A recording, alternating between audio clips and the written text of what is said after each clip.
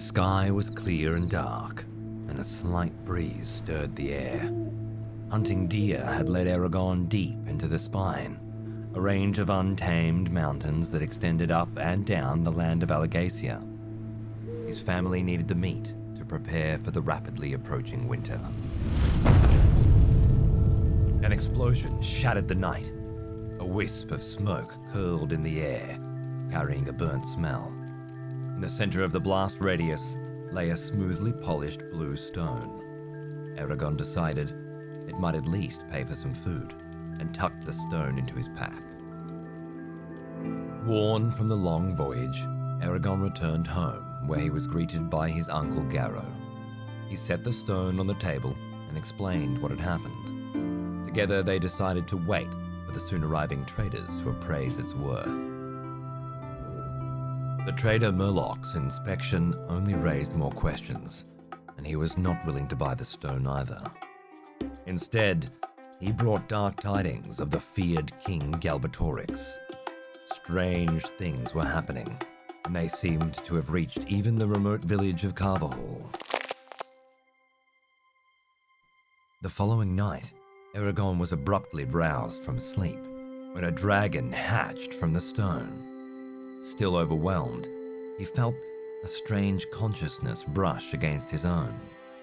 And despite his doubts, Eragon resolved to raise it secretly and do everything in his power to protect it.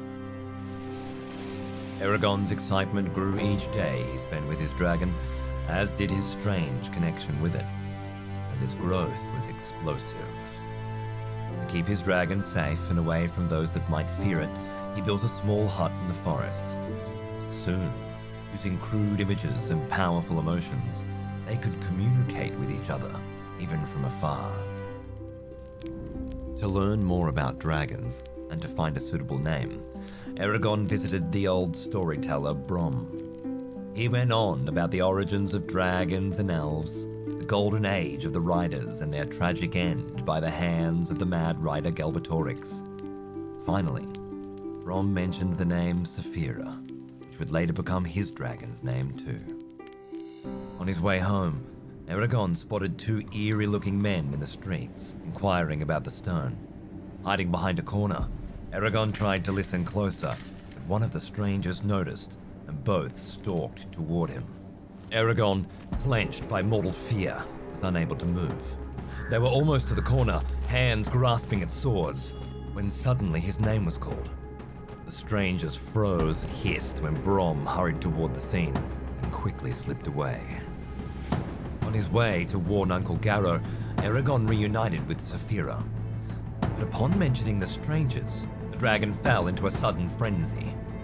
Trying to calm her, Eragon pulled himself onto her back, but mad with fear, Saphira abruptly took off and flew into the mountains.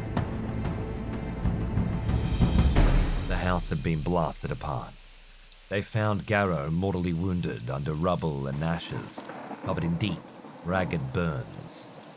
Eragon was swept away by deep sorrow, but next to that, he found a searing anger.